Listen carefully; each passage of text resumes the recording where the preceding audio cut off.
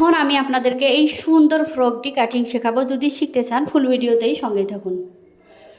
শুরুতে আমি এখানে চড়া চড়া ভাঁজ করে নিয়েছি, 3 গজ কাপড় নিয়েছি। গলা এখানে আমি নেব 3 ইঞ্চি, এখানে আমি গলা 3 ইঞ্চি, পুট গলা 1.5 ইঞ্চি, তারপরে পুট নিচ্ছি 3 ইঞ্চি এবং মোহরা 5.5 ইঞ্চি এবং বডিকে 4 দিয়ে ভাগ করে 32, বডিকে 4 দিয়ে ভাগ করলে 4 8 32, 1 যোগ করলে 9 হয়। সে 9টা আমি বসিয়ে নিচ্ছি। দেখেন আমি ভাগটা করে আপনাদেরকে দেখাচ্ছি কিভাবে ভাগ করে নিয়েছি।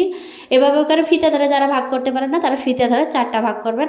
তারপর বডি যত তার চেয়ে কমর 1 ইঞ্চি কম, শেষ তো আমি এখানে 13 ইঞ্চি নিলাম, 13-র জন্য এখানে 15 নিলাম, 2 ইঞ্চি বেশি নিলাম। তারপরে সুন্দর করে কাটিং করে নিচ্ছি। আপনারা মনোযোগ সহকারে দেখেন। এই জামা মানার জন্য আমি 3 গজ পরিমাণ কাপড় নিয়েছি। আপনারা চাইলে কমও নিতে পারেন, আবার বেশিও নিতে পারেন। কম নিলে ঘের কম হবে আর বেশি নিলে ঘেরটা আর একটু বেশি হবে।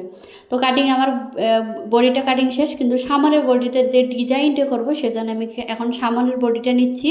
তো সামনের বডিটা যে আমি কোনা করে কেটেছি সেটা আমি এখানে দেখেন ফিতে দিয়ে দেখাচ্ছি। ফিতে দিয়ে আমি এখানে 6 4.5 ইঞ্চিতে দাগ দিয়ে নেব। তারপরে একটা ভি শেপ দিয়ে কাটিং করে নিচ্ছি। এই দেখেন ভি শেপ দিয়ে কাটিং করা হলো।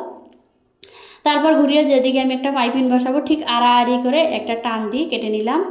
তারপর চলে যাচ্ছি হাতার দিকে। হাতা আমি এখানে একটা ছোট্ট হাতায় দিব, যেটা হাতা অতটা বোঝা যায় না। এটা সুন্দর করে আমি একটা ভাঁজ করে নিচ্ছি।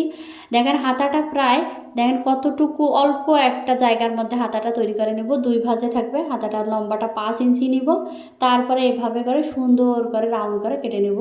দেখেন আমি কিভাবে করে কেটে নিচ্ছি। এই হাতাটা যারা বুঝতে পারবেন না তারা অবশ্যই আমাকে কমেন্ট করে জানান, আমি আবারও শেখাবো। তারপর লম্বা লম্বা মাপের চেয়ে ওখানে 13 ইঞ্চি নিয়েছি, 13 বাদ দিয়ে বাকিটা থাকে। বাকিটার এখানে 2 ইঞ্চি বেশি নিলাম। তো আজকের মতো ভালো থাকবেন, সুস্থ থাকবেন, আল্লাহ হাফেজ।